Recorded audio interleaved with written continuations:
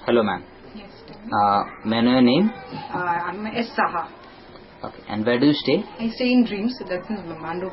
It's nearby. Okay. And what is the age of your child? It's 5 plus. Okay. So, what kind of classes were you looking out for him? Right now he's into drawing classes, but I'm looking for some overall growth classes, like where you can create some activities like how to give a small speech, to give some how to recite a poems, Okay. or some English development classes like some mannerisms, or how to create some activities like creating some waste out of some crafts and all that. I'm looking for such things so that he can also create some more activities into such things and involve himself in that. Okay. So, before finalizing on Curious Minds, did you consider any other options?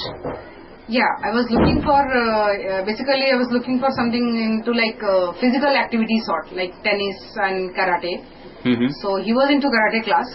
He has already completed his black belt. No, sorry, it's orange belt. But according to his age, he's very young. So who is the instructor? He said he can wait for 2 more years, so that we can go to the next level. Okay. So, out of your personal experience, what are the 2 best things you feel about Curious Minds? The sense of coloring has improved a lot. Okay. Now earlier he was not able to hold a pencil and he was not having any interest sort of drawing or coloring and all that. Basically he's into sports. Okay. Now the coloring sense has improved a lot. Now he can draw pictures quite well. Okay. And do you feel that there is any area of improvement? Any area of improvement, they are looking for it. Otherwise, we can do something else, like other than drawing part, some sketches or some geometrical sketches, which is required because now they have their schools.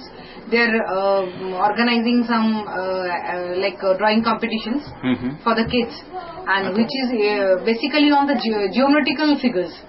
Okay. Like pots you can make or something which is cylindrical shapes.